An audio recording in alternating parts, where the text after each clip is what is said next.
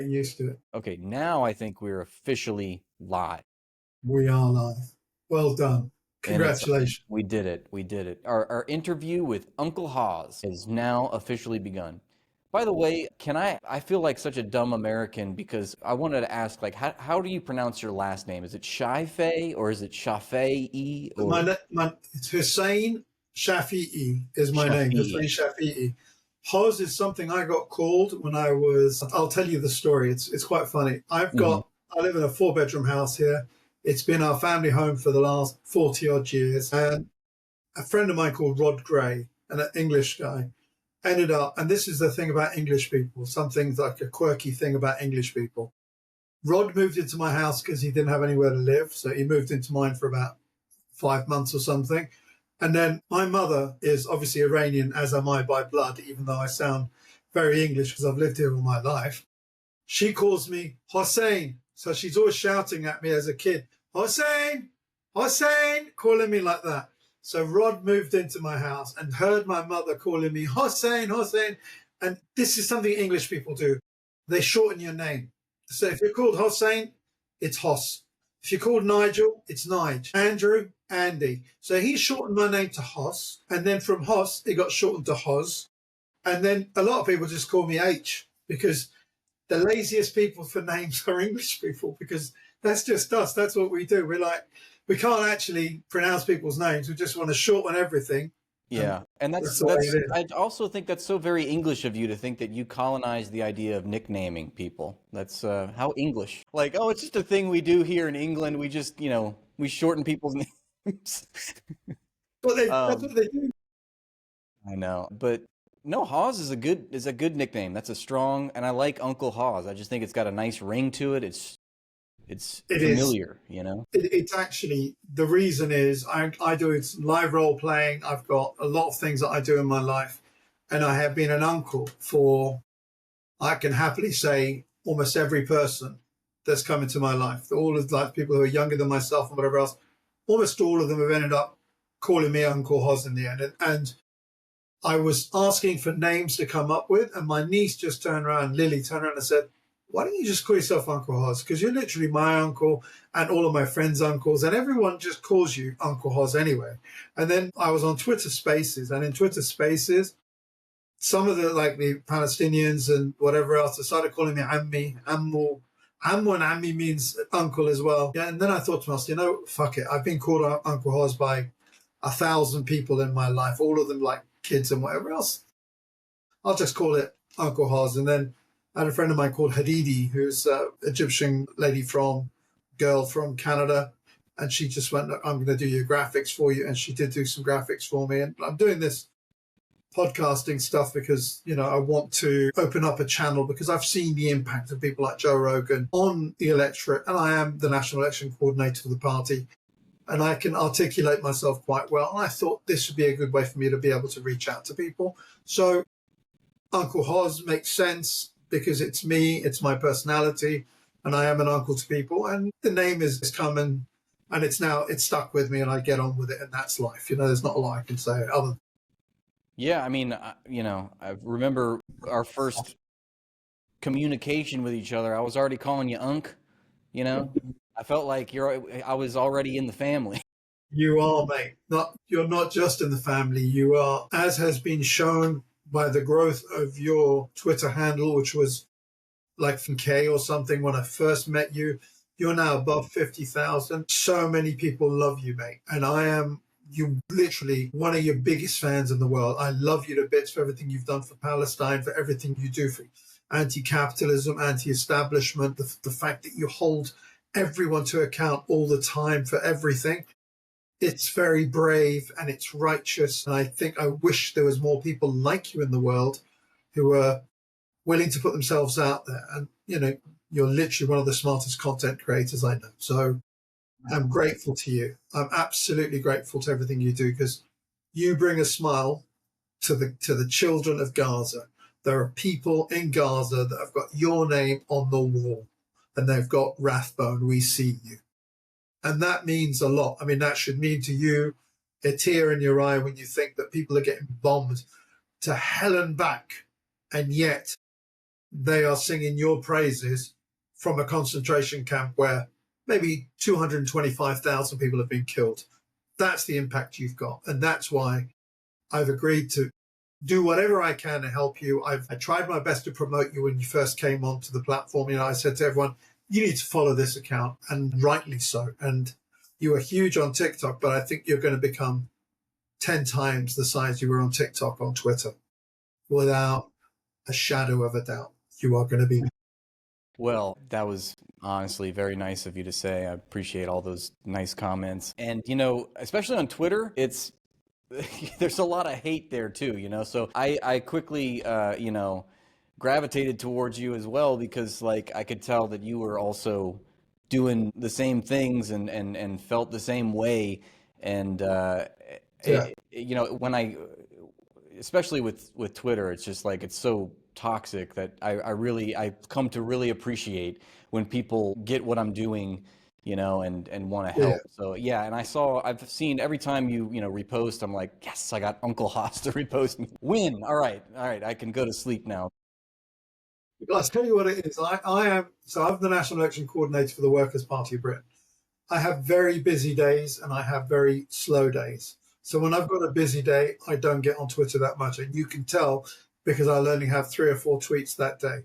But when I have got time on my hand, I will post like 25 videos, and almost all of them invariably are to do with Palestine and Gaza or Syria or Lebanon. So if you're getting retweeted, it's because I'm on Twitter. And most of the times, I've got projects that I'm doing, which I'd like to talk to you about as well. Some of these projects are huge projects that will have such huge impact on the cause, as I like to call it. So we'll talk about them. But a lot of my time has been taken up with doing huge amounts of research and doing huge amounts of writing. And also at the same time, I end up getting phone calls so I had 150 odd candidates as the Workers' Party, and I'm the National Election Coordinator, which means I basically coordinated how we got all the candidates to where they needed to be and helped coordinate their attack, gave them the words that they need to use, my partner created the writing that is to be used by them so that they can win arguments against everyone and anyone. Now, those people are still in contact, not on a daily basis, but, for instance, one of them sends me a message saying, what do you think about this about Bangladesh? Can we put this out there? I look at it, I assess it, and I do basically, a walkthrough. How will this impact our standing with the Bangladeshi community? Is this something that we can release as the Workers' Party? So I have to vet the information that goes out there. If I say, yes, you can send it out, then they send it out knowing they're going to get the full support of the party.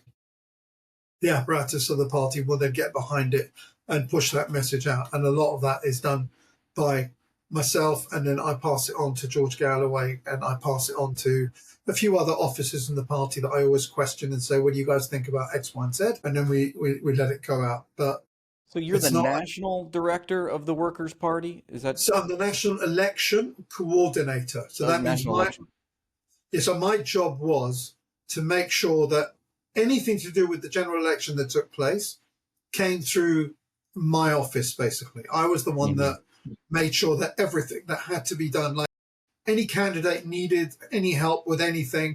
I spent most of June,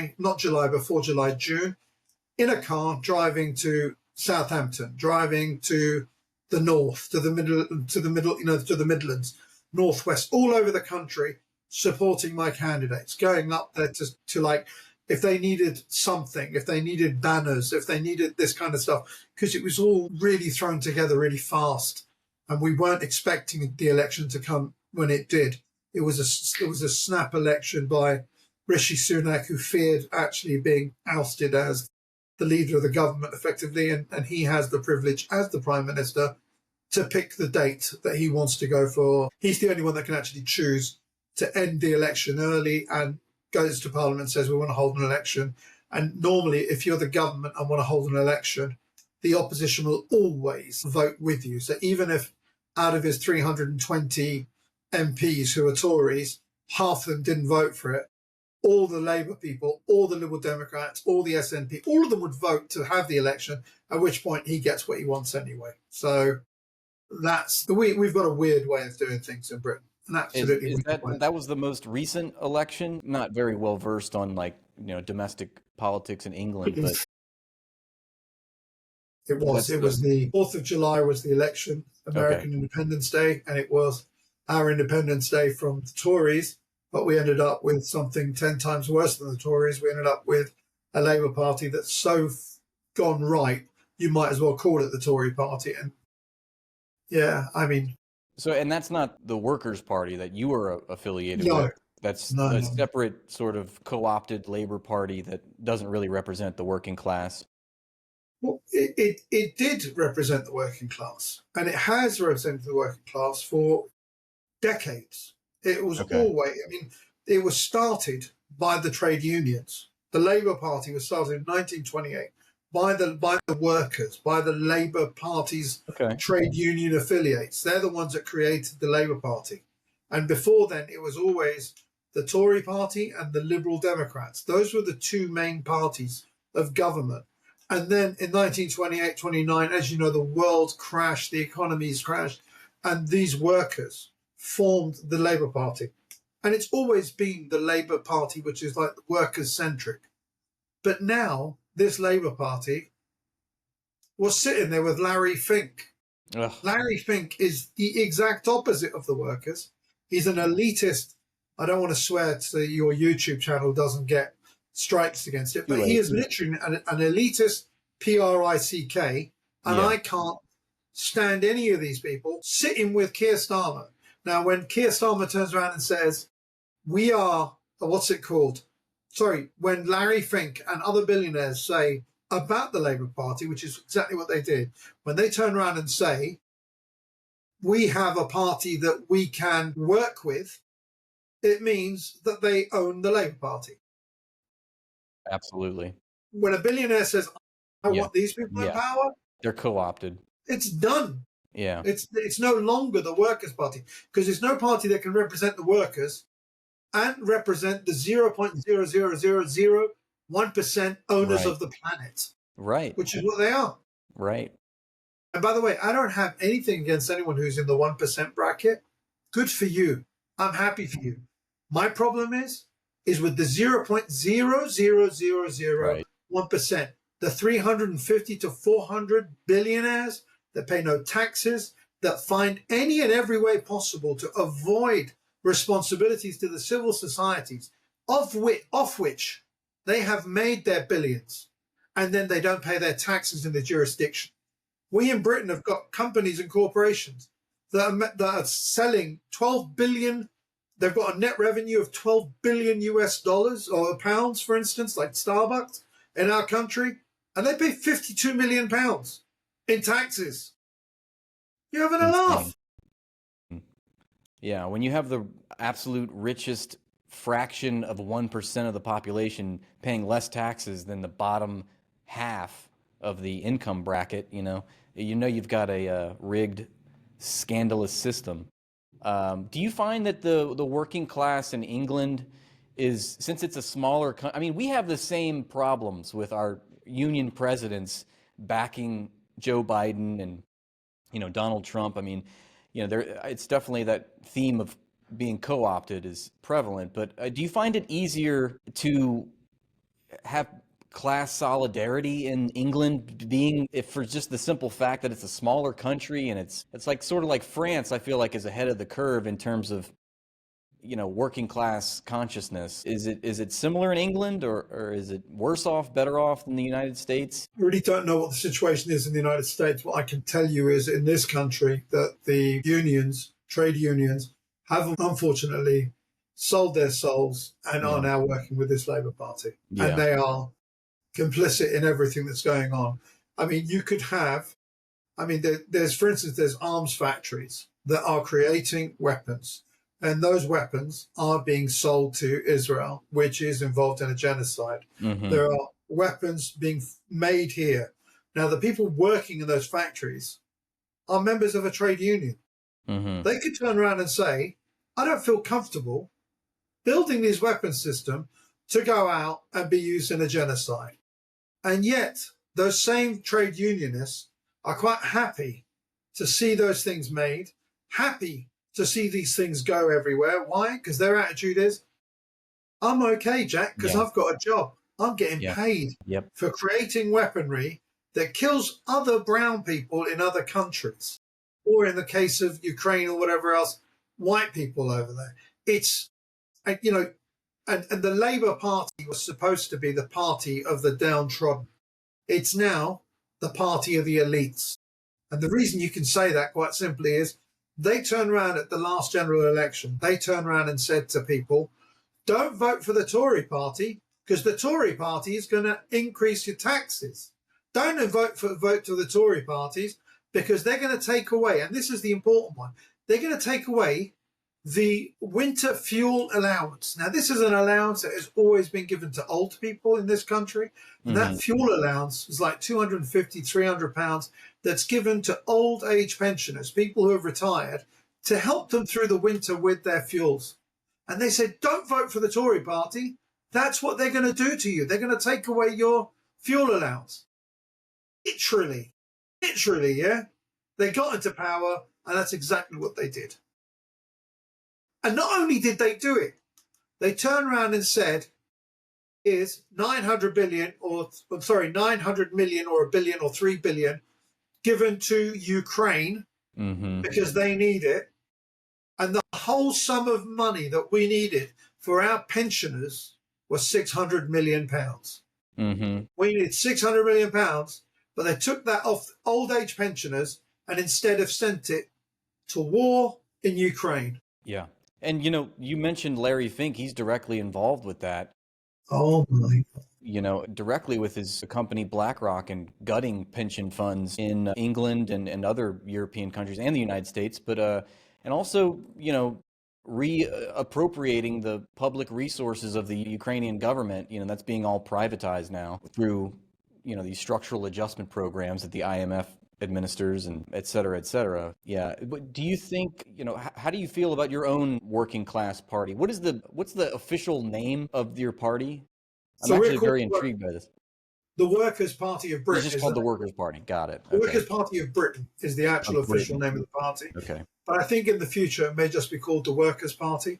We're waiting for the, what's it called? So we've made an application to the, I've forgotten the name, but it's our Electoral Commission something or another that to change our name. It hasn't happened yet, but it's something that needs to change. And the main reason it's changing is because when we've gone for the last few elections, there's an emblem, and that emblem is when you look at the voter, the piece of paper with the people's votes on it, it's a person's name. So let's say Hussein Shafi, Conservative, Rathbone, Labour, Jules Holland for Liberal Democrat. The icon has got the name Labour in it. The Conservative one has got the word Conservative in it. The Liberal Democrat says Liberal Democrat. Our one doesn't have anything. All it is a cog. So we're changing that to have the word Workers' Party or just workers on it, so that when people are automatic, because so much is lost. Like we have in this country, when we have someone who's an independent candidate, they don't have the right to put an emblem in the right-hand side next to their name. It's blank. So, for instance, when Jeremy Corbyn, who was the leader of the Labour Party, at the last general election, he didn't have an emblem next to his name and it was blank. But he was lucky because his name starts with C, which is Corbyn. And it means that when people had to pick who to vote for, you tell the electorate, I'm the first person on the list. Jeremy Corbyn could do that and have the advantage of saying, you're not going to see an emblem, but pick the first box at the top. So for me in the last election, I was the fourth one down so I was involved in a local council election. Okay. I was the fourth name down the list. I had my emblem, but it didn't have the name of the party. And I think it's a bad thing because it's not. And the thing is, our emblems are all in colour, but when they're on that voting piece of paper, they don't see the colour. They just see black and white. And it doesn't say the name. And if there's other people's there with names, they go, oh, that's the Workers. So that's the reason why we're going to change that. Well, I just want to add one thing, if I may, Rathbone. Sure. I think Larry Fink and what BlackRock are doing right now in the Ukraine is absolutely horrendous. And the reason it's horrendous is this. They have given them, let's say, $200 billion, $300 billion from American tax money. Okay? That when you say the words, given them $300 billion, they haven't actually given them $300 billion. What they've given them is licenses and a line of credit for weaponry. And that weaponry is just basically given to them. And they get the equipment, they use it, they destroy whatever they destroy. That makes the Ukraine in debt to the United States. That makes Ukraine in debt to the, what's it called, to Raytheons of this world, who get guarantees that their money's going to get paid to them from the American government, that this will get done. But guess what? This means that Ukraine is spending money that it doesn't have and is going into debt. And when it goes into debt, it's going into debt to banks. Now, the biggest bank in the world is BlackRock, Vanguard, State Street. These are the guys who will then turn around after they've finished destroying the lives of the hundreds of thousands of people in the Ukraine and in Russia. They say, well, you owe us $300 billion. Hold on, you had a nice piece of land there. Why don't you give us those wheat fields and we'll call it quits? Because I promise you, unlike the Chinese who do business with people and then see there's profit from making money with these people, American bankers do not forgive debts, and it makes that country in debt for however long it takes. To put it into perspective, the UK was in debt to America up until the year 2000 something. We paid off our debts to the bankers in America in the year 2004, World War II. So that's something that people need to understand. They didn't get $300 billion in cash to go and buy shit. Right. They got weaponry, and now they are owned by the banks. That's what Ukraine is. Ukraine is now a country that's owned by Raytheon, owned by bankers who've lent them this money. And people need to understand these wars are just money laundering and money spending for corporations that don't care about humanity, and all they're interested in is how much profit they can make. And that profit is soaked in the blood of hundreds of thousands of people in the Ukraine. And the women of Ukraine have run away from the country. And I've read a horrendous statistic that so many of these women that were Ukrainian women that lived in Ukraine have now ended up being sexual exploitation in Germany, Poland, and whatever else. Because they don't have a home and a place they want to live in over there. So they've ended up becoming, unfortunately, the prostitutes of Western Europe. It's disgusting what's happening to the Ukraine. Absolutely. And all to make money for corporations. Yep. Sorry, I had to that. You that wrapped it up so eloquently. I felt like I could have added things, but then you said everything concisely that there's really not much more to say about it. I mean, it's one big grift. And, the thing that I was thinking was this is, the number one objective of U.S. foreign policy. They do this around the world. I mean, they've done this in Latin America, is they force a country to either go to war or they start a war with that country, and then they make them pay for the war that they started, and because the country can no longer pay anything, they essentially become debt slaves and must sell off their assets to these private corporations. And so it's like if you oppose, the business imperatives of these American corporations and their ability to accumulate profits, they will find a way to make sure that those markets get opened, whether it's through violence or coercion or whatever. It's really, really disgusting to see. All of those things. It's coercion and violence. All of them are used up. You do as you're told, or you're going to, it's the stick. Yeah, or the carrot. Yeah. Give us your resources for fuck all, no money, very low prices, or we're going to use this one. Yep. And people just capitulate. People have capitulated.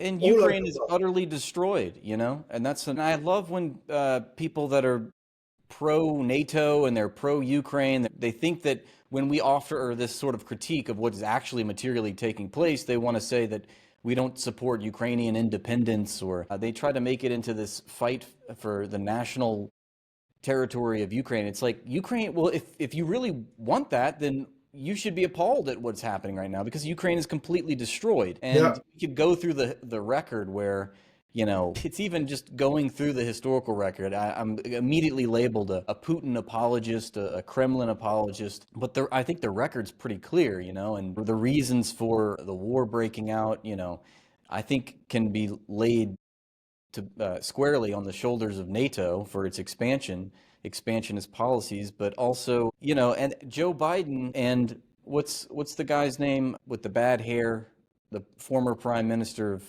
England or Britain, whatever. Bozo. The Boris Bozo, Johnson. yeah. They obstructed a peace deal with Russia and Ukraine, which, you know, as other more intelligent people have pointed out, that's essentially a war crime. You know, these two countries had worked out a preemptive peace, and they stalled it. You know, they forced Ukraine to go to war. Going back to just a point earlier you were talking about, because you said that you were traveling around England, like sort of managing these campaigns for these candidates that you're supporting in the Workers' Party of Britain.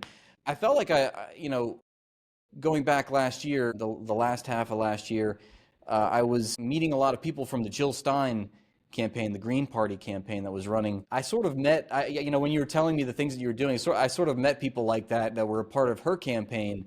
And they were just, I had so many stories of people behind the scenes trying to get these candidates on the ballot. There's all these different rules per state. They're consistently undermined, not by the Republican Party, but by the Democratic Party. Yeah. It's like their number one enemy. You know, I was going to ask you if you felt the same way about the Tories and the Labor Party. Do you think that, you know, what's a bigger impediment for, you know, the Workers' Party achieving more political power? Is it the Labor Party, do you find, much like the Democrats in the United States are to the Green Party?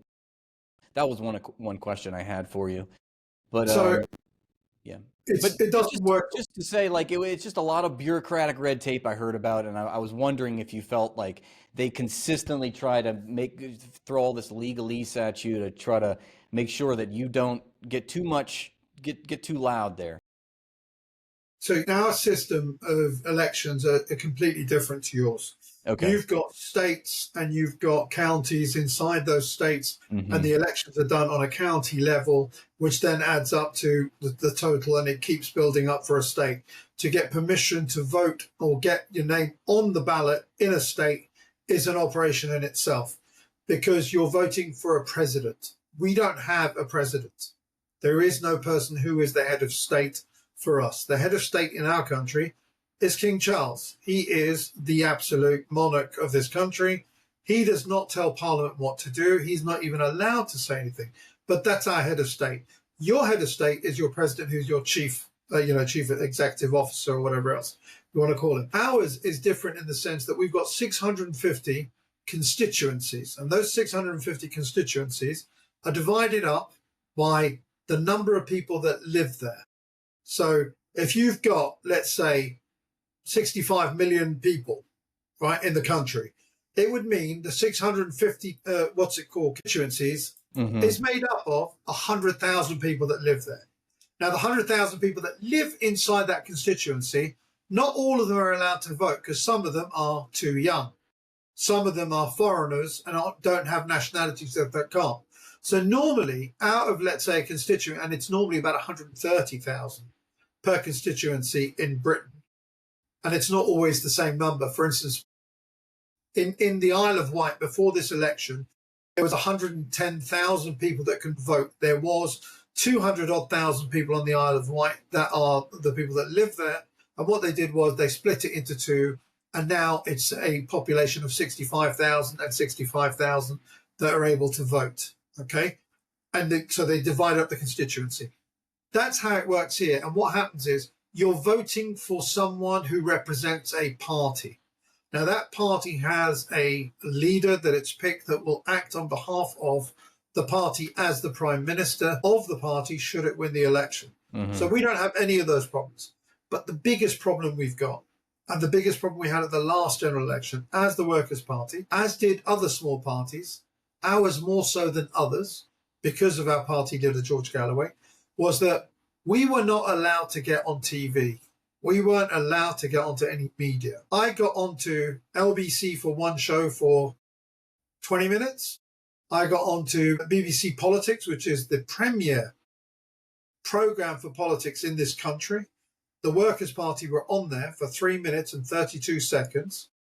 And I was booked to be on the BBC Two politics show for 15 minutes. And what was supposed to happen is me and Sue were supposed to have an interchange. She's the journalist reporter that's interviewing me for 5 minutes. And then after the 5 minutes is up, I'm then supposed to take questions and arguments with the other talking heads, of which there's another 4. At that interview, I ended up talking, and then she asked me, who do you want the Labour Party to win over the Tory Conservative Party? I said, no, I don't.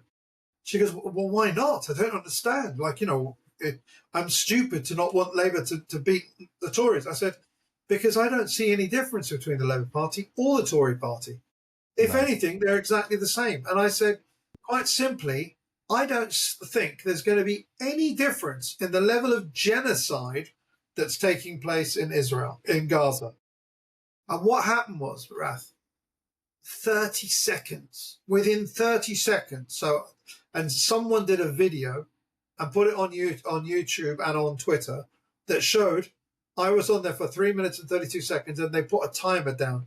After I said both parties are genocidal, 30 seconds later, my interview was ended, and the producer of the BBC show turned around and said, thank you, Mr. Shafee. That'll be the last time you're on the BBC. Wow. And I was escorted out of the door. And that was the end of my time on the BBC. I've not been back on BBC. I've not been invited back on there either. And George Galloway and Chris Williamson, who is my party leader and my deputy party leader, have used the word genocide. And whenever they have done, the reporters have turned around and said, we'd rather you didn't use that word because it's not right. And they both turned around and said, it is right. It is a genocide. And because the BBC is a captured, absolutely Israeli Zionist captured entity. They're the propaganda arm of Israel and the IDF. They don't report anything straight down the line. Everything they report is a bloody lie that comes out of Tel Aviv's 8200, what's it called? And if you look at the people, they've got members of staff that have worked for the intelligence service, working on the desk on the, they're working on the Palestine desk. Yeah. Which they're the ones who decide what goes out and what doesn't go out. And the person works for the Israeli government.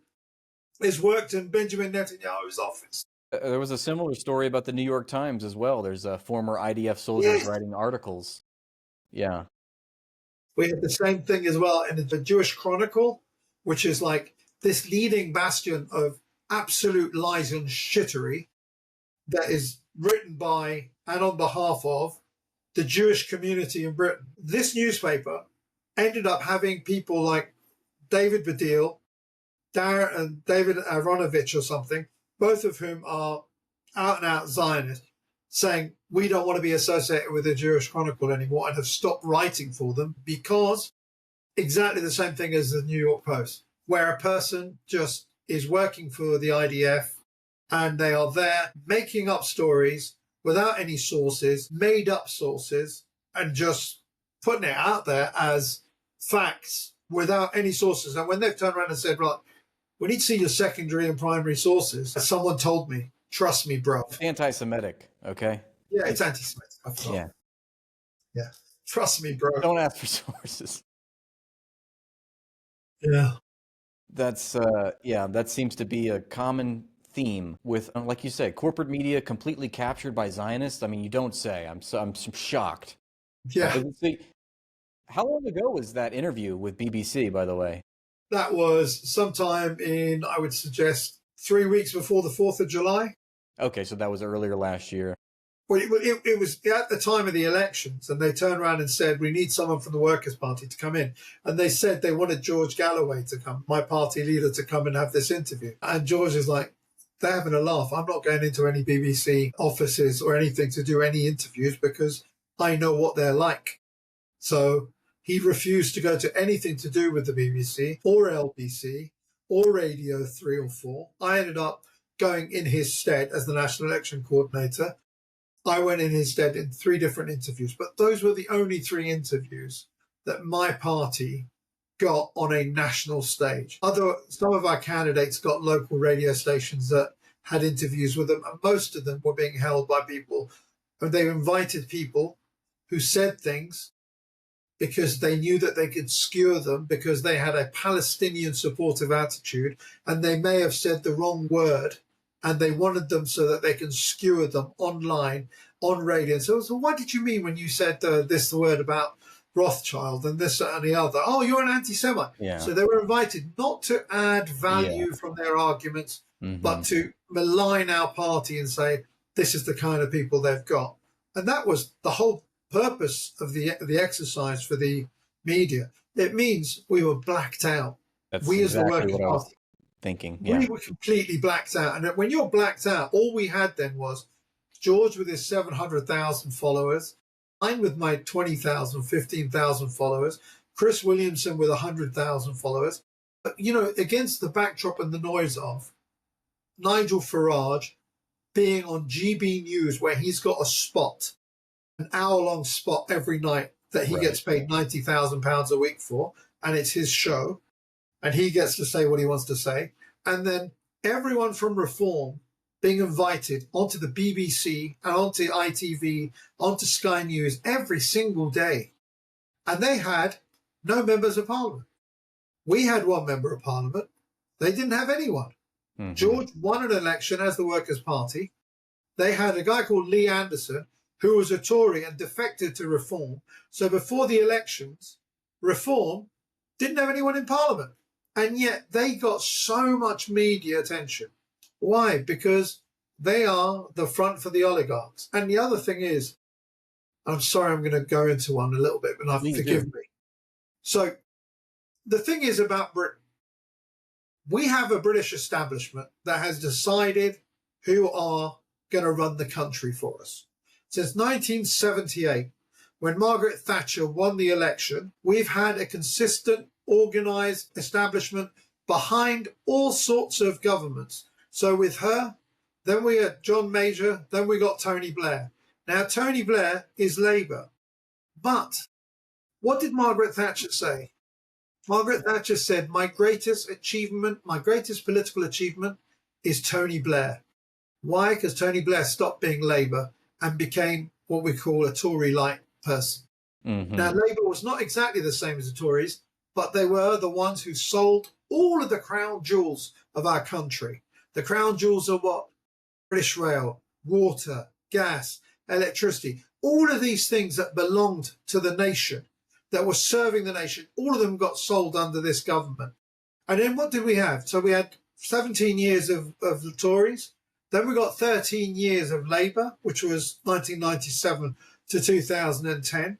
2010, we got a Tory government in. It stayed in power with the Liberal Democrats for 5 years. And it went on up until 2024. The Labour Party that's come in now, what did they do to make sure that they won the election? They made sure that they divided the Tory vote in half.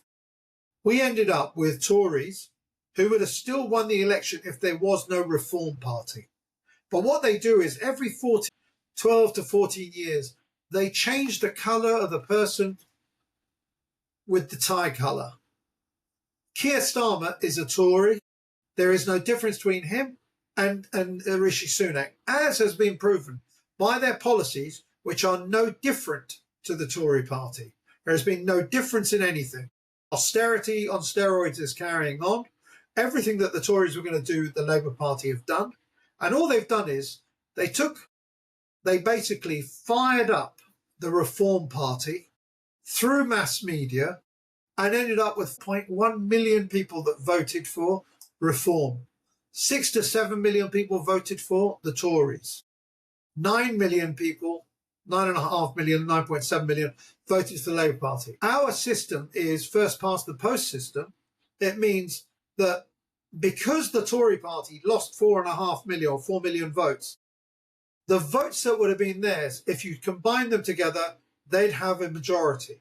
But they made it in such a way that the Labour Party has ended up going into power with 9.6 million votes, I think, and they've got 174 seat majority in a 650 House. So you need 320 votes, MPs to have to win any vote. Now, the reason is because we've got Sinn Féin, who are an Irish party, who win elections in Northern Ireland, but never, ever have shown up to Parliament because they will never, ever accept to say that King Charles is their ruler. You've got to swear an oath to loyalty to King Charles to stand in Parliament. Every single one of them's got to do it. Sinn Féin don't, and because of the seats they win, it reduces the 650 vote to a lesser number than 326, for instance. Yeah?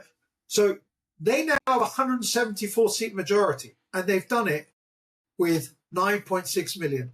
The elections before that, 12 million people voted for the Labour Party, and they still lost. Wow. Do you see what I'm saying to you? There is a huge deficit in democracy. And this Labour Party, even though it's got 174 seats, more than 320, it's come in as a 9 million people instead of 12 million. 75% of the actual vote that Jeremy Corbyn got in the 2017 election. This is not a true election. Right. People voted. I mean, it seems like the names are different, the words are, the labels are different, but you're basically describing the same process, the same political makeup in the United States as with Britain, because, the Democrats and the Republicans, much like the Tories and the Labor, are just completely co-opted by, the corporate capture of government, But, I wanted to ask you about July 4th, if we could just switch. Is that ever, as an Englishman, is that a bad day for you? Do you walk around just in a bad mood? No, the Americans got freedom from Britain. Okay. You lucky bastards. I was just wondering if you were still bitter about that, No, not at all. I am more than happy for people to have the right to break away from whatever they don't like. Yeah, because we deserve to have our slavery. You guys were trying to stop our slaves. Yeah, it's outrageous, wasn't it? And we wanted to colonize more Native American land. You didn't want us to do that, so we did this for the name of freedom, of course. Yeah, absolutely. Yeah, well done. Thank you. Okay. Well, I really honestly didn't know that you were so intimately involved. Like, I knew that I saw that you were obviously in the Workers' Party, but just you got all the stats, you got all the intimate knowledge about what's going on. You touched on a theme earlier that I wanted to ask about, because you were saying how it's hard to get, in essence, what you were saying was that it's hard to get workers to be in solidarity over something like a genocide, because there's this idea that, well, I'm okay, so why do I have to worry about other, it's just too much. And it reminded me of something that I read in a book. How they put it was self-satisfied sectionalism. And it's apparently like a very, it's a big problem within trying to mobilize millions of people, because we are the majority class. But it's so much easier to divide and conquer, I guess. And I just wonder, as a labor organizer, as you clearly are, do you have, I would love to learn more strategies on how to overcome those kinds of problems. I was wondering if you had any thoughts about how to go about that. I think it's very hard in our country, in Britain. We are a very lethargic people. We're not people that move. It takes a lot for us to get out there and get violent on the streets. Right. The French do it at the drop of a hat. Literally anything that they don't like, you suddenly see tractors with dumping shit on people's palaces and whatever else. That's what the French do. We're not like that. Yeah. We are a people who are very tolerant, and we've got this stiff upper lip attitude of like, got to grin and bear it. We're better than this. We'll be fine. We'll do this, that, and the other. And that's one side of it. The other side of it is that people are so poor in our country, they don't have time to go and fight. Yeah. By People design, right? I mean, 100%. People have got 2 jobs and they get home exhausted, feed their families, go to bed in time to be able to wake up the next morning and go to work. absolutely. And this is the way it's soul destroying. And then you turn around and say, I want these people to get involved in politics. They don't have time. I have the luxury of being in politics to be able to get involved in politics and say or do things. But to try and motivate the poorest people in our society to get involved in the politics of our country, it's impossible. Yeah. It's almost impossible. Not until, I don't know, world wars and things like that happen, or a bombing takes place like 7/7, over here, 7th of July 2006 or 7 or something. We ended up with a bombing that took place in the middle of of London, like 5 or 6 bombings. Then the nation gets up. Then the nation is angry. Then the nation does what has got to be done. But it's got to be something radical, Yeah. And unfortunately, I live in a country where people are just happy to just let it go and say, look, it's not really my problem, mate. I don't have time. I don't really want to get involved in it. What's it got to do with me? Let's think of Britain first. Think of our own people. And the thing is this, it's our own people that are suffering. Yeah. All of this money that doesn't stay here goes into Ukraine and goes into Israel and goes to everywhere but Britain. Yep. It's that's the thing. The problems are so easy to be fixed, that they're so well known, hashed out, talked about, documented. It's just like I feel like the ruling class has just done an incredibly great job at forcing us to think about cultural issues, dividing us along cultural lines. I know that, a big topic is immigration in the United States as well as England.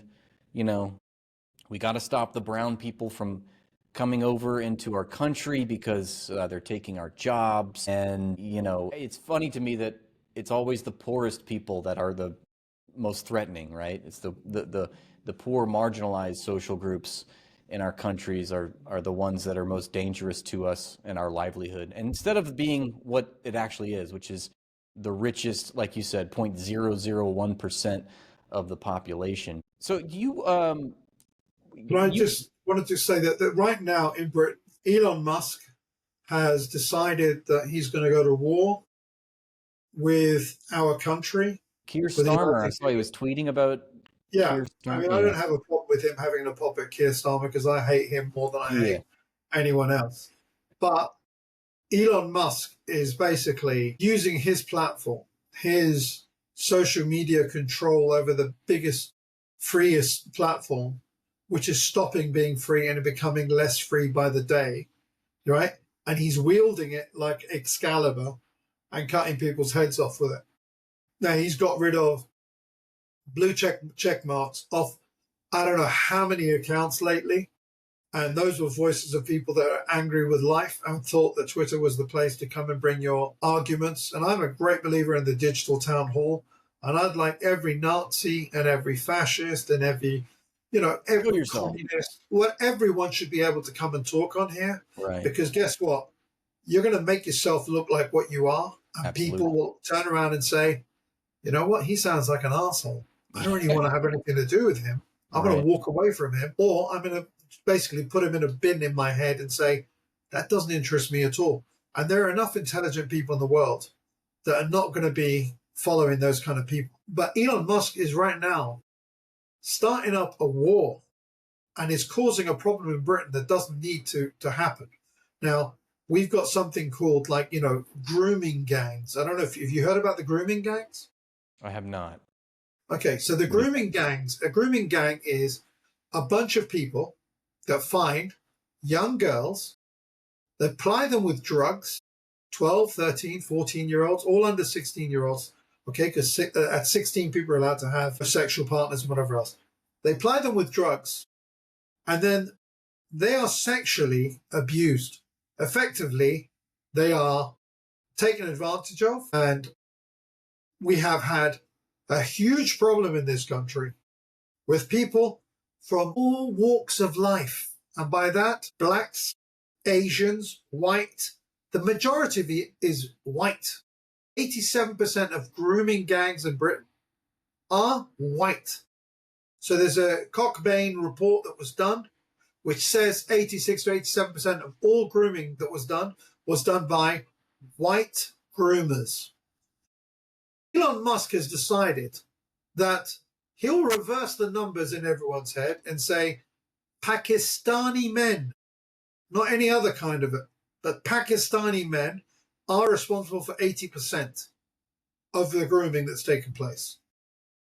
Now, there has been a systemic failure by councils and police and other people that have shielded and protected groomers in the Asian community.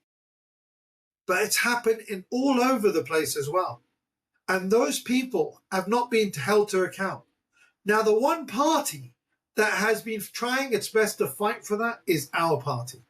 Now, George Galloway, my party leader, you have something called parliamentary privilege. So if you stand on the floor of Parliament and turn around and say, this guy did this, this, and this, and you're telling the truth about that person, there is nothing, no prosecution, no nothing that can be held against you.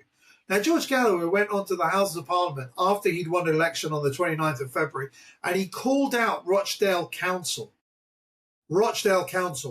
because those councillors covered up grooming gangs in Rochdale. They helped with the police to basically say, get rid of this problem, make it go away, and they didn't prosecute people.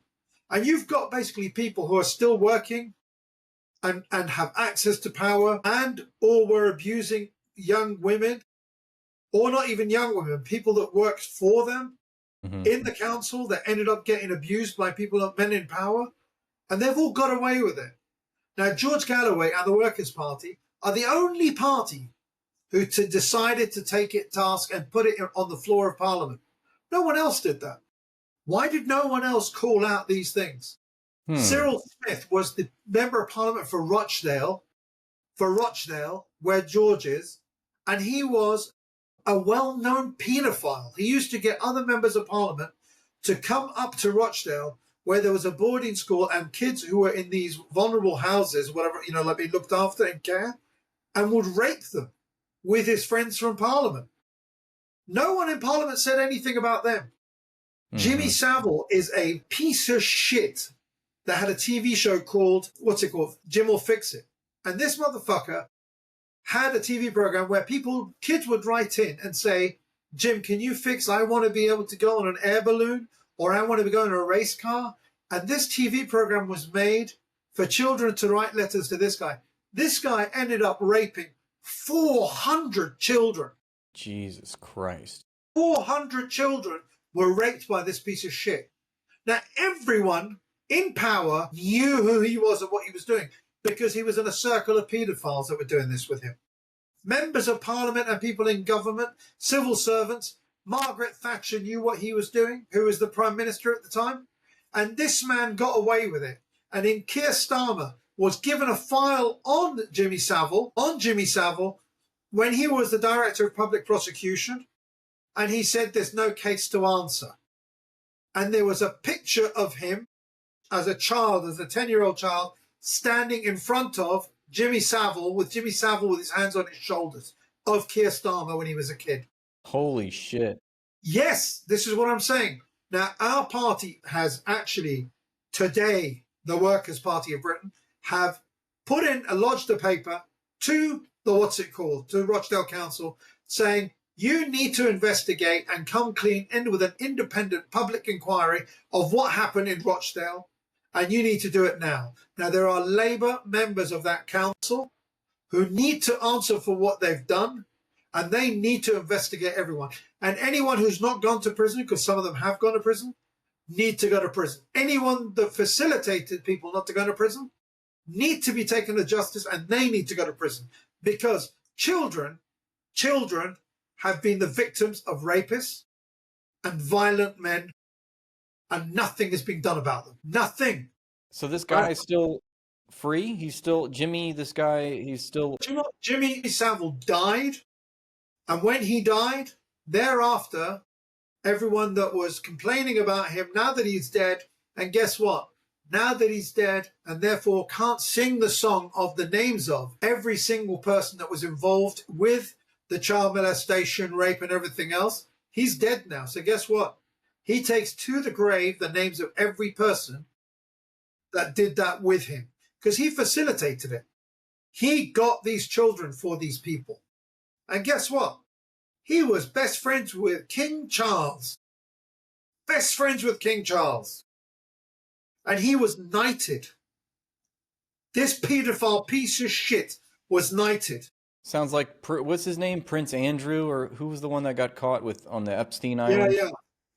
Yeah. Jeffrey Epstein's island, Andrew. Yeah, Prince Andrew. You know, it's slightly different with Prince Andrew because it was women who were under 18. I don't know if they were under 15 or if they were 15 or lower. In this country, 16-year-old girls, the age of consent is 16.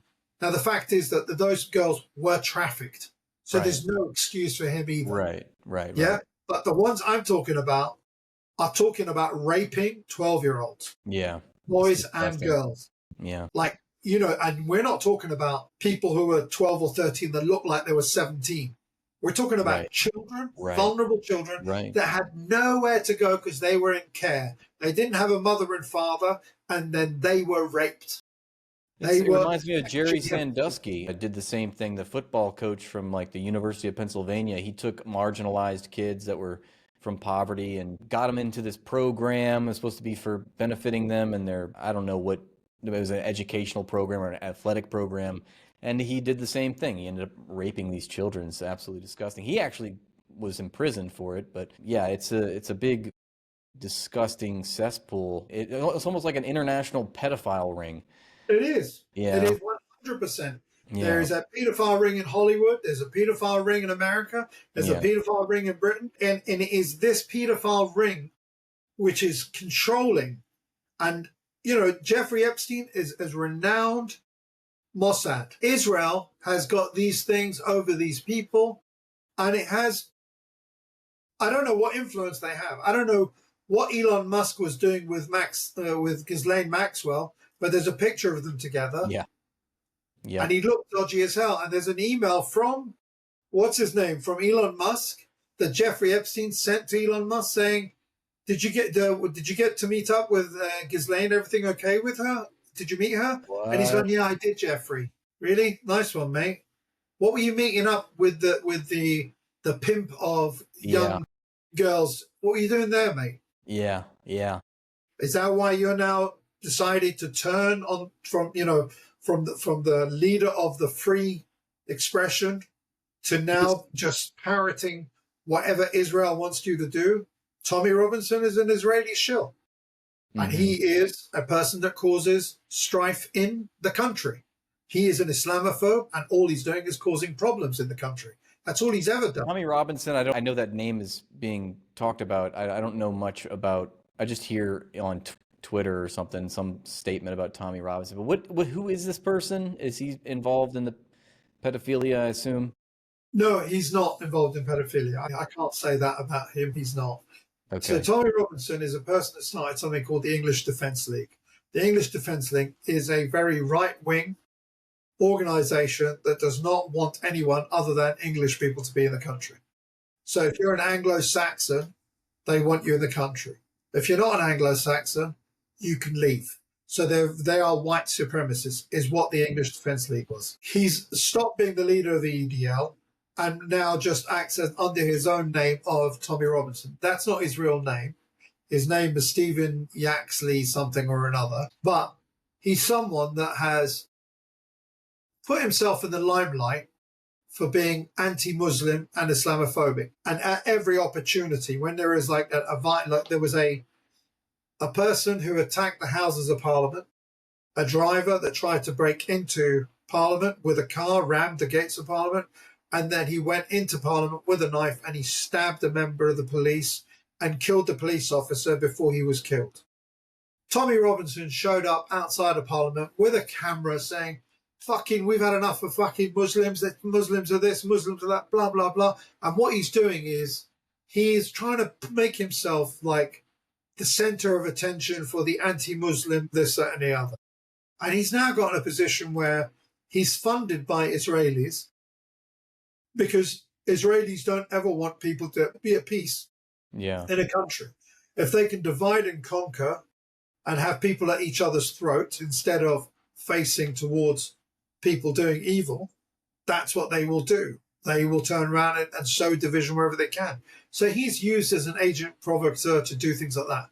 Now, the reason he's gone to prison and Elon Musk is going into political this, that, and the other, there was a young boy, Syrian boy, okay? I think he's Syrian. I'm not sure. It doesn't matter where he's from. He got punched and knocked out by a white boy who was bigger than him and smashed him to pieces, like just hit him 2 or 3 times in the face, and the kid went flying out, right? What Tommy Robinson did was he went and created a narrative and said that the guy who punched him out was doing it in defense of a white girl. Yeah, and that's the reason he did it. Reality is the guy didn't do anything to anyone. The guy was just in a school fight, and the white kid decided to knock him out because he's bigger than him, okay? But Tommy Robinson turned around and said that this guy was attacking and was sexually abusing and attacking white girls. So what happened to him was justified. Yeah. So they went to court, and Tommy Robinson lost the case, and he has to pay that kid and his family £100,000. That £100,000 was never paid by him. He went bankrupt. Then on top of that, he made a film about that thing, where he's trying to just. Sorry, go ahead.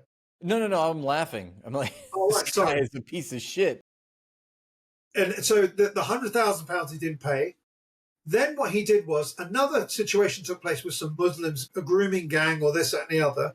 And Tommy Robinson, so had lost the case with that kid and ended up getting bankrupted. And the person who bankrupted him, the lawyer that bankrupted him, is actually a personal friend of mine. And his name is Taz Akunji. You may follow him on Twitter, but Tasman, his name is Akunji. Taz is the one who's the lawyer for the family and bankrupted him. So I'm so proud of knowing that guy. I love him to bits for it. There was a case that was taking place, and Tommy Robinson went outside of the courtroom and started filming these guys as they're going into the court case.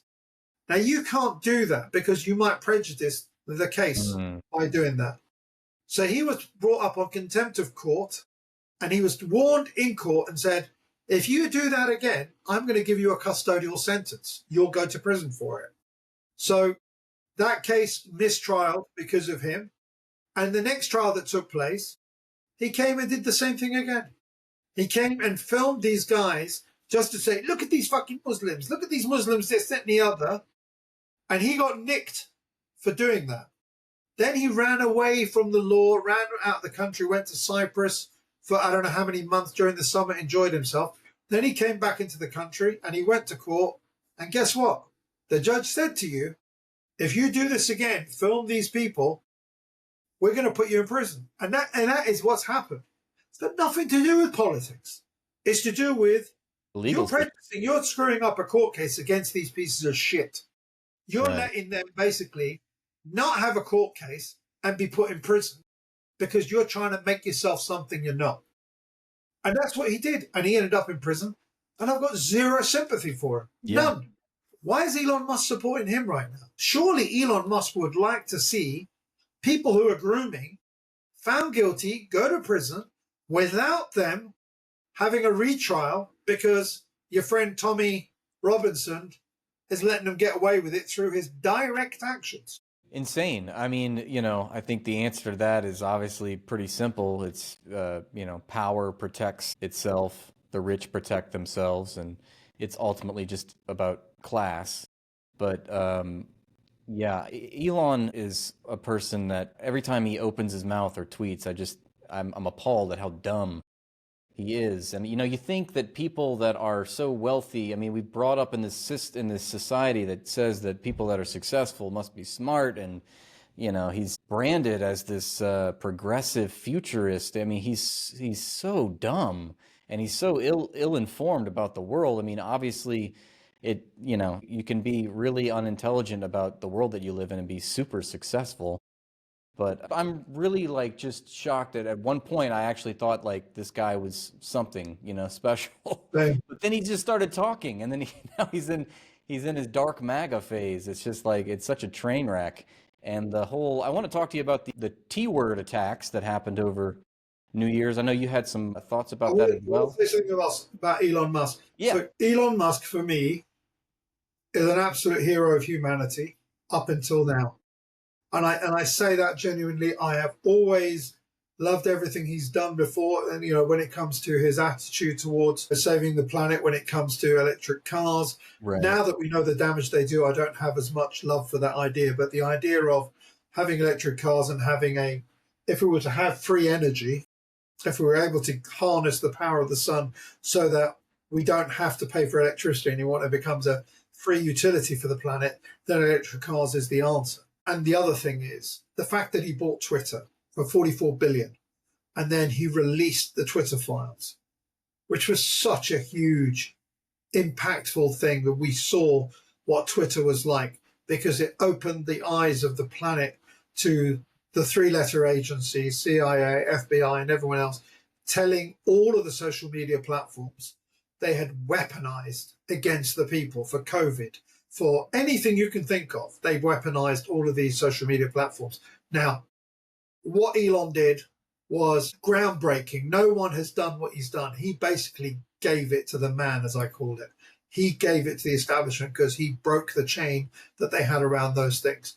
Now people on Twitter can turn around and post stuff and be seen and not have their tweets not be seen by anyone, which is what Twitter 1.0 was doing. Mm-hmm. But now he's gone to hell.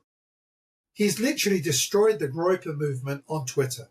Now, I don't like those guys for the fact that they're racist against Jewish people. Yeah, I don't like any racists of any type, but I still think they have a right to be on Twitter because it's supposed to be the digital downhole. He is demonetized and demarked Ahmed Suleiman. He's done it to Jake Shields. He's done it to people whose opinions I want to listen to, and now I won't see them as much. Why? Because without the blue check mark, it's a 10x multiplier of who sees your stuff if you got a blue tick. He's just taking it away from people. Now he is the monster that he slew, the dragon that he slew when he paid 44. He's now become this caricature of an evil villain that is deciding who can be seen, who cannot be seen, who can be heard, who cannot be heard. Elon, man, please go back to what you did at the beginning. What you're doing right now is destroying faith in Twitter and into social media platforms that you have given faith and hope to millions of users, because we know that we can use Twitter for that. But now Twitter is not that anymore. Twitter has become, again, a monstrosity. You need to understand that what you're doing is wrong. This meltdown you had with people, give them back their blue ticks, give them back their monetization, give them back all their stuff, and have an argument with them. But don't just lose your shit and say delete them. Yeah. It's wrong. Well, he claimed that he was a free speech absolutist, but I think he meant free speech relativist, because it's just relative to what he agrees with or if he's personally offended by an account or not. It's very Trumpian if you think about it. Yeah. How thin-skinned these most privileged people on the planet are. Yeah, absolutely. You're right.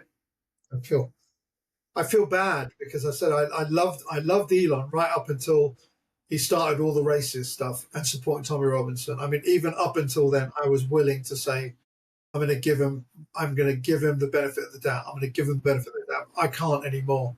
I can't, with good conscience, turn around and say he needs to be given the benefit of the doubt. It can't be done anymore. I can't. Sorry. Yeah, I think for me, it was like in 2018, he was on Joe Rogan or something, and they were talking about the future and stuff. I was like, I didn't really have a formulated opinion on it. I just thought, well, it's interesting. Yeah. But then quickly after that, once I started to become more class conscious and understood that, there's no such thing as ethical billionaires, No. that's when I hopped off. And I thought, this is bad. He's bad for humanity.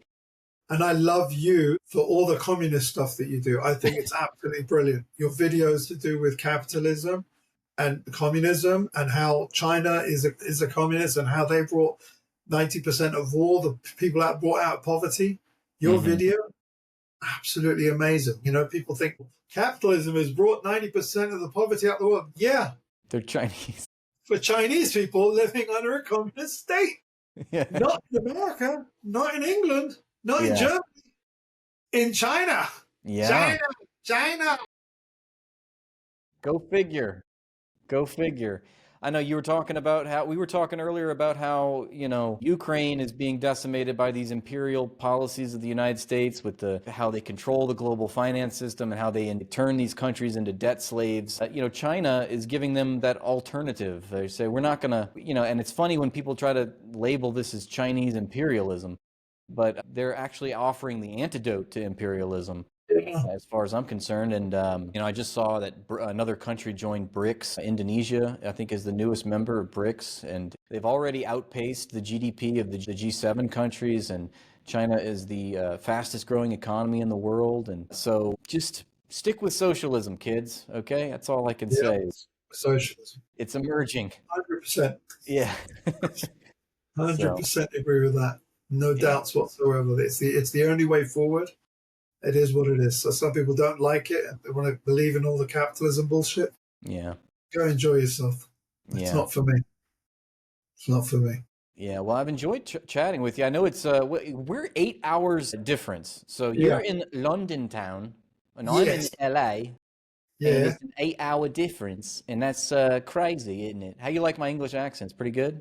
I don't know, man. It sounds good, but it's okay. Dude, I don't know, man. It could be any. I love how my impersonation of an English person is like very smart, very smart. Your impersonation of an American is like super dumb, dude. Like, I don't know. Dude, man, it's from California, baby. Yeah. Perfect. I used to live in LA, so I lived in LA for 2 years. I was there in 1983 and then in 85. So wow. I'm an Angelese. I'm a Los Angeles. Yeah, that's cool. Did you enjoy it here? Fucking loved it, man. Yeah. I just did a bunch of cocaine and like, you know. I was 18 years old. What cocaine? I ended up playing basketball 24/7. That's all I did. Because I'm 6'4", so I'm really tall. What? And I'm 6'4". I'm really tall. I'm 4'3". That's crazy. You're my Hobbit friend. I'll be your Aragorn friend.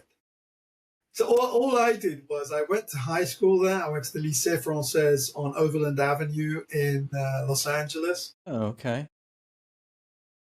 Like literally, I'd finish school, I'd come home, eat my food quickly, and then I'd get my basketball and I'm straight into the courts and I'm just playing basketball for like 5 hours till it gets dark and shit. And then I have to come home. And then sometimes we'd go to the gym, which is open, and play volleyball in the evenings. I just loved sports. I couldn't stop playing basketball and volleyball. So that was me, as you call doing cocaine. My cocaine was basketball. My cocaine was volleyball. So, and in 1985, my cocaine was a girlfriend that I had. That was it. I ended up meeting someone who became the love of my life. And then I came to England. She stayed in, in Los Angeles. And, you know, it is what it is. That's life. That's life. Becky, if you're out there, Uncle Hoz still thinks about you, okay? She might be listening. Who knows? We've spoken. We've not broken up our friendship. We're still good friends and whatever else. That's great. Okay. Yeah, to be honest with you, I'm still friends with almost every single ex I've ever been with. I have not fallen out with any of them that I've ended up with wars and like World War III. Like all my ex-wives, they're all friends of mine. They're not, and they're people that if they approach me and say, I need your help with X, Y, and Z, I'm always there first to go and help them out in any way that I can because I just believe in being friends with people and being friendly and nice to people because it doesn't cost me anything to be friendly with people. Yeah. I feel like that's rare. I wish I could say the same. Not that I'm, a bad, connection with my exes, but I think once that chapter's over, I don't really entertain, keeping constant or communication. Of course. But then again, if you're married to somebody for a number of years and then you know, that's I think that's different. I don't have any ex-wives, I can say that. So, but You're still young, mate. You're still young. Give yourself a chance. really hoping, really hoping. Some people never get married. I've been married officially 3 times. My first Okay. one was for 2 months, Oh, three wow. months. When I was 18 years old, my mum and dad said, "You can marry this woman. Wow. She was picked to be your wife when you were born." I'm like, going, what? They said, "You were born." She was born 2 months later. Mum and her best friend, Farida, said that when these two are 18, they're going to get married. So I'm at boarding school in England at Ardingly. I've gone back for the Christmas holiday. And my mother goes to me, "You're 18 now, so you're going to marry her." And I'm going, "What the hell are you talking about? I'm doing my A-levels back in England." She's going, "Yeah, well, you're going to get married. You can go back and do your A-levels and finish that." And I'm going, "What the fuck?" So I ended up getting married, being with her for 2 days, for the last 2 days of the Christmas holidays, came back to England for boarding school, went back for the Easter holidays. And at the Easter holidays, within 2 days, I'm like, "I don't want to do this." She's gone, "Neither do I." I've gone, "Great, we're getting divorced." And that was the end of that. We got divorced. Wow. Mutually. It was literally 4 days together as a married couple. Yeah, So romantic when you think about it, it really. really wasn't at all. And when you say you went back, you mean back to Iran? Because you are Iranian, right? So I was born in Qatar. Okay. Qatar, as you call it. Yeah. Qatar. Qatar. Dude. Qatar, dude. Yes, I was born in Qatar. And so I was brought up in, I've been brought up in, so I was born in 1965 and I went to Lebanon in 1970. Dad sent us to a boarding school in Lebanon from 1970 to 74. Wow. Then the Civil War started in 74. We went back to Qatar for a year. And then in 1976, we came to England. And I've lived here on and off between here and Qatar and whatever else. I stayed here, every summer we'd be here. Every Christmas and Easter we'd be in Qatar because the weather's nice, but you can't stay there in the summer for holidays. Yeah. It's too hot. So we always came here or America. We went all around the world. My dad was fabulously wealthy. We always went somewhere, and July was always spent in Scotland for like 2 or 3 weeks every summer while I was a kid from the age of, I think it was like 10 or 11. We were in Scotland because Dad loved the mountains because it reminded him of the mountains of the place he came from because he was a shepherd and came from mountain stock people. Okay. We went to Scotland and he used to get out his kebab and cook for us. It was great. Wow. He was from the mountains where? I didn't catch. So he's from a place called Talesh, which is the northern parts. So if you look at Iran and it's a cat sitting down near the top end where the Turkish part and the Iranian part meet, there is a mountainous area called Khalkhal, I think, or Talesh or something. That's where he comes from, and he's from what you call a stock of shepherds. They're the kind of people that had mountains and had loads of sheep and goats, and that's his ancestry. Is like they were all people that were from the land, but they lived in the mountains. So he comes from a very hardy stock of people that lived in mountains all their lives. And I suppose Scotland is one of those countries which has got some of the most beautiful mountains in the world. And I've been to quite a few places with mountains, but Scotland is off the hook. I had no idea that Scotland has mountains, but Oh my God, and I so thought like beautiful. Iran is more of a desert topography, No, but not at all. no, it's not. Okay. No. Iran is basically where two land masses meet. So like the Himalayas, Indus, what's it called? Hit Asia and the mountains of the Himalayas. So there's the Zagros Mountains in Iran. That is a mountain range that has grown out from where the Arabian Peninsula met Asia. So Iran is, if you imagine again, once the cat, there is a mountain line that goes directly from the top end of the northwest corner, all the way to the southeast corner, and it's a huge amount of mountains. And Iran has got those mountains there. And then if you look at it from the top, there is a huge desert on the east side of it, which is it's called, I don't know, Dasht or something or another, but there's a huge desert area. But Iran is one of those countries which has got 4 seasons and it's got everything. It's got, and it's able to supply itself with all the food it wants, as in like exports rice, exports almost everything, and it doesn't want for anything when it comes to minerals or anything else. It's got natural water, which is why, when the sanctions were put on Iran and whatever else, it affected them economically, but it didn't really affect the people because they were still able to grow everything they needed. It was a healthy amount of food being grown in the country, the livestock and everything else. So Well, that's good. it didn't really work that well for the imperial powers. Well, I had no idea that you were born in Qatar. Yeah. I played Qatar for 4 or 5 years when I was a kid. No, just kidding. But what are your thoughts on Doha and how that, like, I actually just went to Doha a year ago, I and saw. I was, I could never have thought I'd been able to have an opportunity to go to the Arabian Peninsula, but really, really cool that I was able to get to go. But what do you think about growing? I mean, what was that like? I didn't really grow up in Qatar. All I can Okay. say to you is that I spent all of my life, up until I was 18 years old, in either a boarding school in Okay. Lebanon from 70 to 74. Then Yeah. from 76 up until 83, I was in a boarding school in this country. Then in 84, I went to Warnborough College, Oxford for a year. Again, I was a boarding student at the college. Then 85, I went to Los Angeles and I lived in Los Angeles for a year. Then I came back at the age of 21 and I stopped studying and whatever else. And I lived in England from that age up until That's amazing. 2003. And then in 2003, I went back to Qatar for 16 years. And I worked from 2003 to 2019 in various roles in Qatar Okay. for different families doing different jobs and whatever else. I'm a mathematician, so I'm good with numbers. So I worked as a stockbroker, then became a fund manager for one of the families in Qatar. Ended up managing a fund of like 1.3 billion reals and managing it with two other fund managers, one of the members of the family that own the, what's it called, that own the shares. Hmm. It was, and then in 2019, things just went to shit for me in Qatar because of where I was in business and whatever else. I ended up leaving the country and I haven't gone back since 2019. But Okay.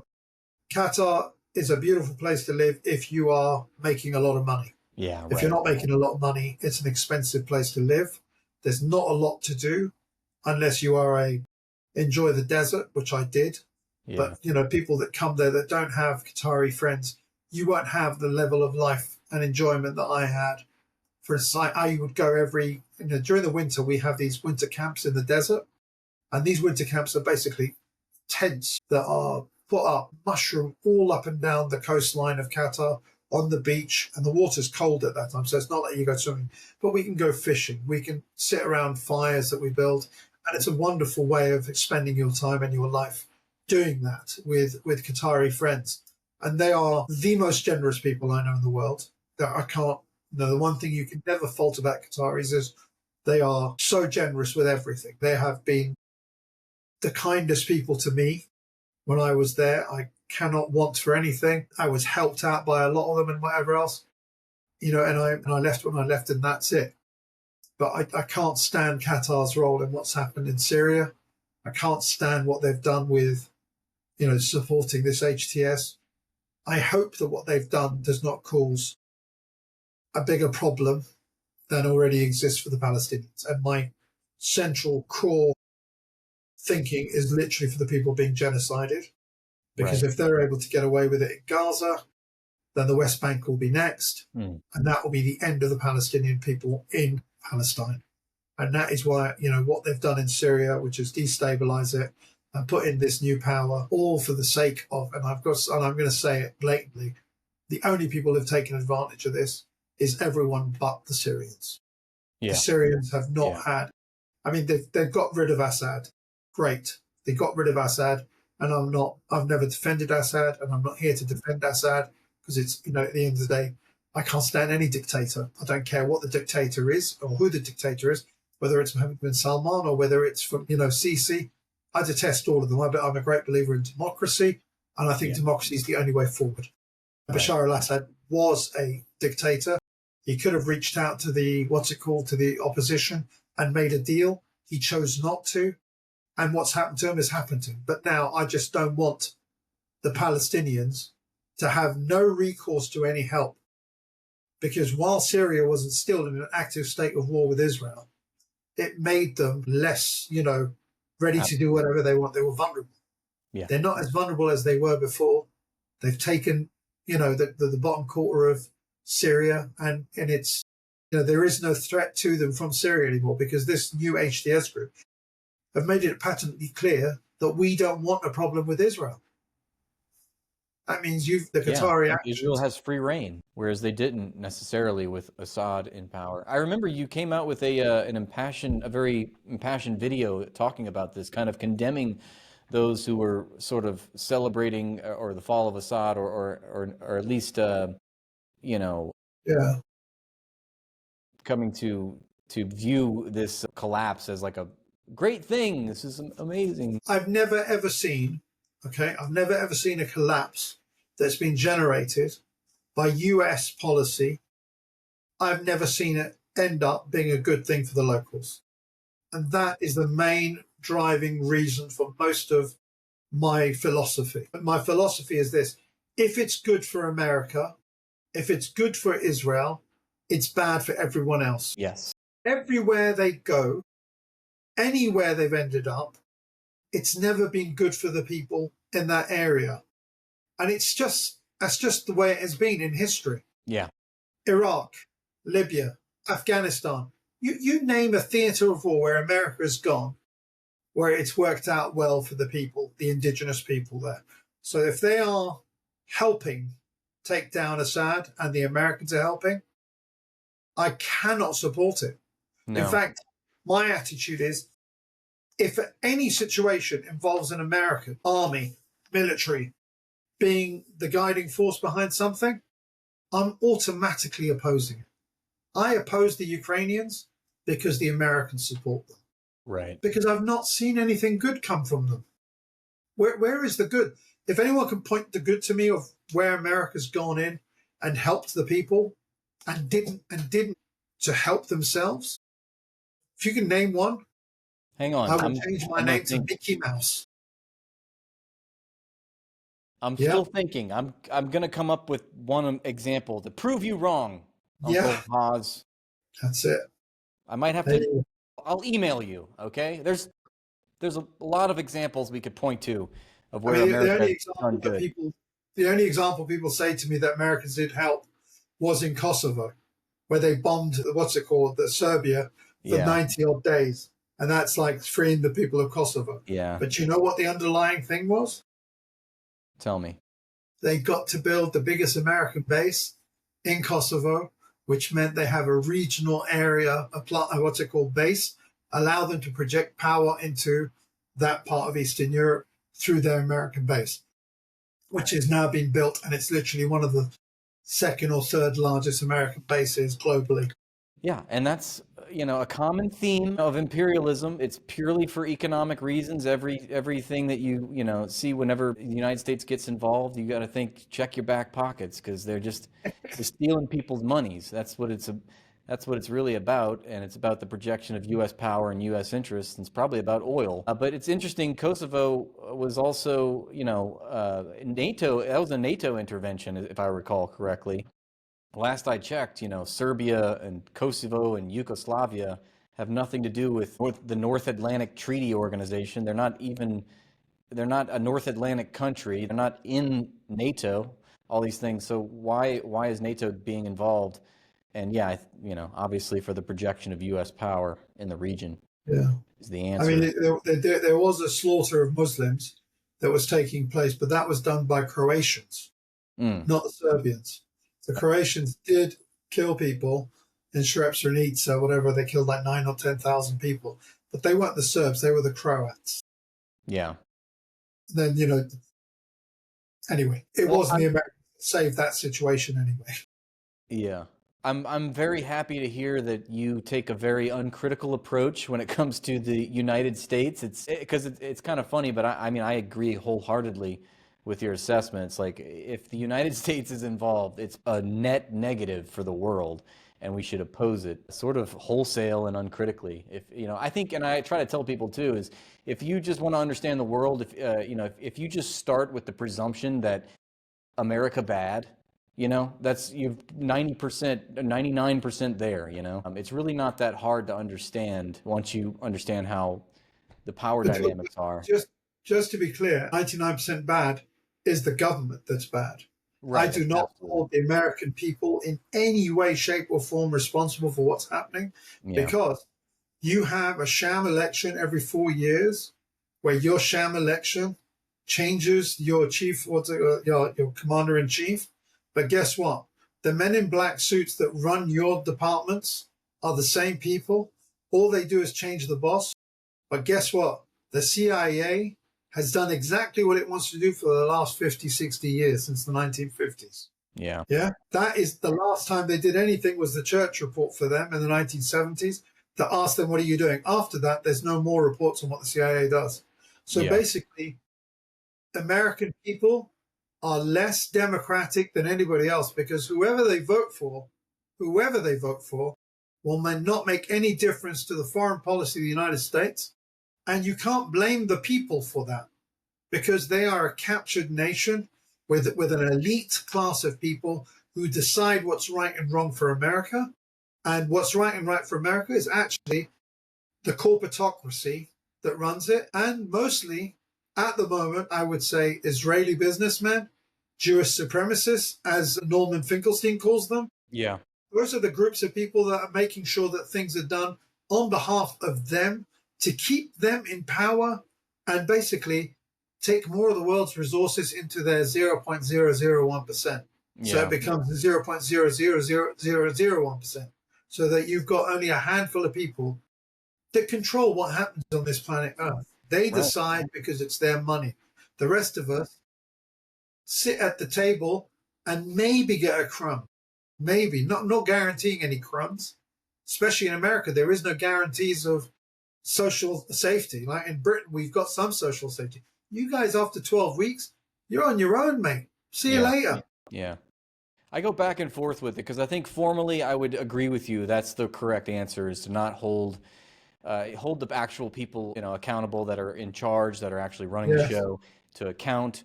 Let's not get lost in the weeds and blame working class people for the problems that 100%. the government, you know, projects. But at the same time, I'm like, speaking as an American, it's like I'm speaking to a lot of dumb Americans that, you know, we're living in the age of the internet where the information is very easily accessible. Like, if, you know, so it's like all these things are being done in our name with our money. So it sort of is up to us. And I feel like as an American, I can blame up to a certain point other working class Americans for not getting informed and challenging themselves with what's I don't. really happening, you know, but I don't yeah, blame them. I yeah, don't blame them, because the media over there is so pervasive. yeah, There is a video that I've seen which shows one news anchor reading something, then another news anchor, and yeah. they put them on chain. It's Now, the when same you've got phrase. that, yeah, it's exactly the same messaging. Now, when you're being effectively mind controlled and mind fucked by every single, affiliate Yeah, of NBC, CBS, and yeah, ABC with the same messaging all the time, and you are made to feel like you have to behave in this way. If you don't behave like this, you're part of the other. That means the American people are brainwashed, and they're keeping them brain dead. And also, there is no courses in critical thinking in America. The critical thinking is done by university graduates. It's not part of an agenda or a criteria, what do you call it, like schools at a younger age to learn how to do critical thinking. It's literally, here's an exam, take your SAT, get like 700, 800, whatever, you get accepted to go to some college or another. But don't start thinking. And the majority of the people fall through the net. And that net in America is huge. There's, the level of people that go to college compared to the level of people that end up on the heap of having to become a, laborer that can't do anything. They're not educated enough to be able to have it. And also, they don't have the time of day to have the thoughts to be involved in the yeah, politics of their country. absolutely. Like, like the waitress mother. She goes to work, comes home, her kids then she goes out to work again. Those are working class people that don't have a chance to get involved in the politics of their country. Right. That is the true deficit of democracy. Yeah. You live in a democracy, but you're not allowed to get involved because they are running you ragged for $27,000 a year, which will barely pay for your rent, pay for your insurance, pay for your car, and you're going to get nothing left. And you've literally got to live on subsistence, and it's just not enough. So no, I don't blame the American people. I blame the people that have seen it fit to create the environment for these people to live in that way and have nothing but love for the opportunity to be the slaves of these people. And that's what they are. They are the slaves of business. They are the American pay for, the wage that you get paid is $7 something. It has not changed in 25 years. Yep, it's stagnated. It's never gone up. How is that fair? How can you blame those people? Because like with inflation, work out what inflation's gone up to compared to $7 back then. Well, I just try to remind myself that these corporate execs, they earned every penny. Okay, they took the risk and they got through all this success. They did it by dint of their hard work and their savviness. Not their dad.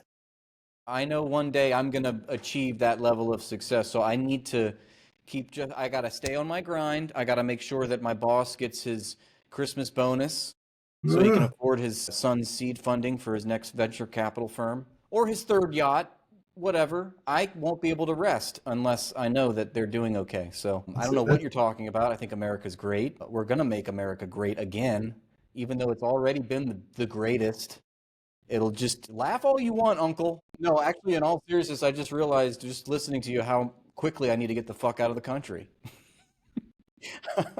I'm eroding here. You're a very lucky young man. You are a lucky young man because you've got a talent for talking, for putting people together, and for putting the greatest content. And you will never have to worry about working, mate. But there are people in America that are absolutely ruined. They will never leave the block that they were born in, brought up in, and die in. And that is something that happens to so many Americans. When I was in Los Angeles, I saw people there, and I said, like a friend of mine called Derek, I used to play basketball with him.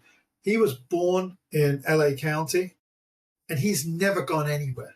Yeah. All he did was live there. Yeah. And I've got in touch with him. He's working as a security guard. He's married. He's got 2 kids, and he still hasn't left that same area. He's still living within I think he's moved from LA County to further east, like past Orange County or something. Yeah. But he's never left Los Angeles. Yeah. I am a man of this world, and I have lived in Qatar. I have lived in Britain. I have lived in America. I've been to holiday to every European country. Okay. I have met other cultures and peoples from other cultures. I've been to Asia. I've met people from those cultures, and I've learned a lot from that interaction.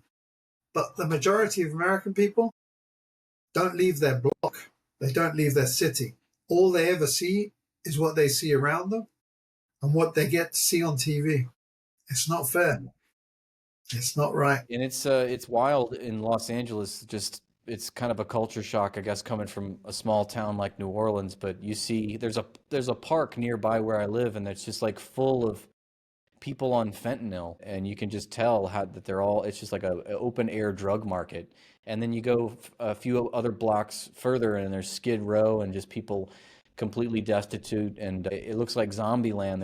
Everyone's just running around like animals, and I hate to characterize it like that, and but the streets are lined up with tents. It's really kind of embarrassing. I feel like city officials in Los Angeles, like why are they allowed to let this continue? Wouldn't this be sort of an embarrassment if you had people coming from all over the world to Los Angeles to see this? Why would you want to show this on the streets? But then again, as we know, capitalism requires an underclass of completely destitute, impoverished people out on the streets to scare the actual working class to, accept their lot. Don't try to get too crazy, because look where you could end up. Yeah. But for the grace of God, that's you next week. because people are living in America and in Britain paycheck to paycheck. Yeah. They don't have any savings. They Yeah. literally have to pay for everything they get, and they've got to make the money last. And people in this country get paid on a first of the month. Okay. They end up losing most of their money to rent, to electricity, gas, water, and whatever else. And then they've got to try and make whatever money they got left to survive for food for the next 2 weeks. And when they're coming to the end of the 2 weeks, there is no money left. They end up going hungry. Yeah. That's Britain. You're describing, there's a word for that. It's called the precariat, as I understand. It's like a combination of proletariat and precarious, because it's true. We live a precarious life. In fact, in 2021, a study was done on Americans, which came to the conclusion that 60% of us live paycheck to paycheck. And I think that same study was updated last year, and it's now 75%.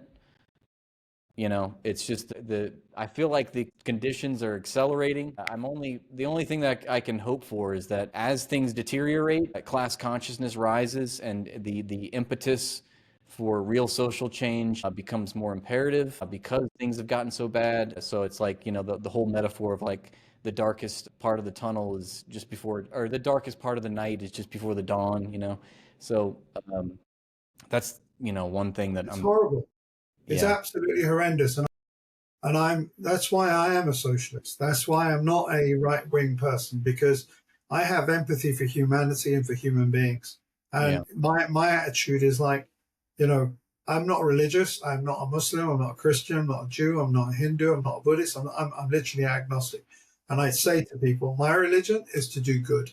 That's it. I just want to be able to do good.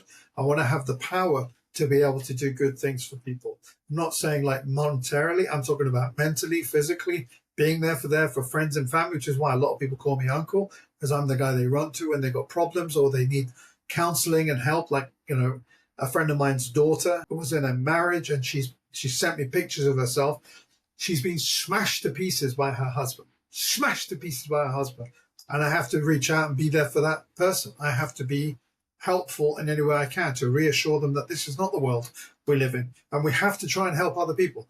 That's what it means to be a socialist. That's what it means, is like caring for other people. For me, that's what it is, And I feel sorry for all those people that you just mentioned. All these fentanyl people are like, and they are the lost tribe of humanity. And they are lost. And you know what? It wouldn't be that hard to deal with their problems. It will cost you 20 billion. It will cost you 30 billion. And you know what? America's got 30 trillions worth of money, debts and whatever else. Help these people. See if they're able to actually aid your society. Because when you give hope to people like that, everyone else raises as well. Yeah. It makes people feel better as well. And they'll do things and they'll help build your society up. But the way they just leave these people to just fall through the cracks and end up as human zombies, literally, I've seen them. It breaks my heart. When I get my 40 billion, which is certainly forthcoming, I'm going to remind myself that those people had it coming to them. They deserve every bit because they squandered their opportunities. And I'm going to buy Twitter. That's what I'm going to do with that money. Again. But you'd be a better person to buy Twitter. I'll tell you that now. I swear to God, I still love Elon Musk for what he did for us when he broke Twitter out, or when he broke the bird out. I love that. But the bird. He broke that bird out. Now he's flipping the bird. Now he's flipping a bird to everyone in my country, in your country. Right. And it's heartbreaking to see. It's absolutely heartbreaking. It is what it is. What can we do? Yeah. So true. Well, I've enjoyed our conversation, Uncle. Same, mate. This is an inaugural moment for people on the live stream. Are certainly privileged to see such two handsome gentlemen engaging and bearded, I might say. Although his beard's looking a little bit better than mine, I have to give it. Whiter. That's all. Yours is just fine. I need a little bit more time to grow it in. Okay, I'll be right along. But no, I want to thank you for taking the time out. We've been meaning to do this for a minute. Hopefully we can make this a more regular thing, because I've really enjoyed having a conversation with you. Yeah. Definitely. I'm up for it anytime, mate. As long as I'm not having my head buried in some piece of work or a phone call headache from X number of people, I will make the time.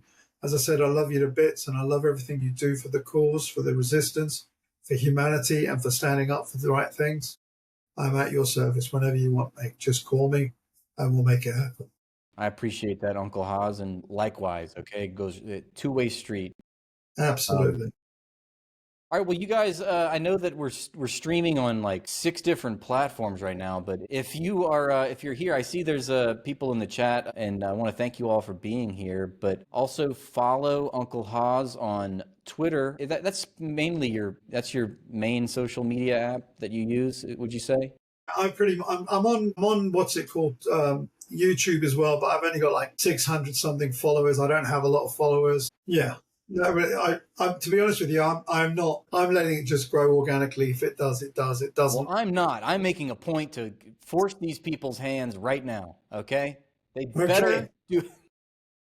You do that, mate. You do what you got. The thing is this with me, unlike other people who are content creators, I have a job, and my job is the National Election Coordinator. But what I'm doing on social media is literally there to help aid and abet my party get seen in other places, because as I said to you, my party has been completely blacked out and wiped out from the mainstream media, and we're not allowed to exist. So this is our way of hopefully advertising our humanity for people, and people can turn around and go, "Oh, that guy's okay. Actually, he's all right," and then they'll start listening to me, and then hopefully they'll meet the rest of my party members who are beautiful people, who are lovely human beings.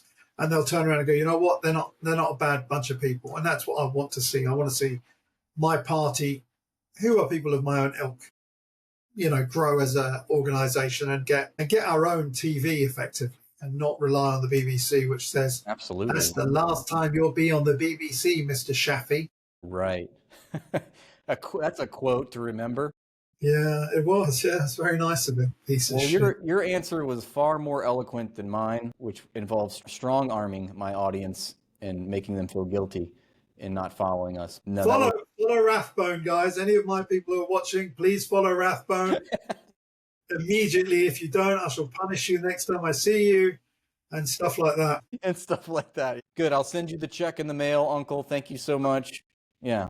Did you hit 1,000 followers, by the way, or not, for that YouTube channel? I'm sorry, on what channel? I promised to send someone a bucket of ice cream. Yeah, that's right. I did. But you know what ended up happening? I got to 6K, and then I got another violation. Okay, so I have to start over again. So I'm going to be on my 3rd YouTube page very soon. I haven't started yet. I'm still trying to figure out how to do it where I'm going to pass the test, with the YouTube review team or whatever. I think it's so fragile, I didn't even get a violation really. It was just a warning, and they permanently demonetized the channel. So it's just, I'm going to try it and start over is basically where I'm at. I've never been paid any money by YouTube in my life. Yeah. I don't think I ever will. Yeah. I've got paid $32 by Twitter. Last month, I got $65 for this month. I'm a millionaire from all these clicks that I'm getting, mate. I'm TikTok paid me $14 last month, so we're just... Wow, I've never been paid by TikTok in my life. So congratulations to me and you. Yeah. And a couple of $100 that will pay for your rent and my electricity in this house for all this lights. You go. You heard it here first. Uncle Hoz is not paid off by big tech. It's completely independent, and that's why we need to support our fellow grassroots community organizers. Yeah, that's great. Well, I will let you get some rest. It's only 2:30 here. I guess that means it's almost 11 where you are. It's 10:40 for me. 10:40. Okay. Well, yeah, I can't thank you enough for taking the time out, and we'll do it again real soon sometime. Okay. Let's do it, mate. Let's do it. It's good. It was great talking to you. Take care, mate. Have a great night. I'll see you soon. Okay. Take care, mate. Thank you for watching, everybody. Really appreciate it. Bye-bye. Bye.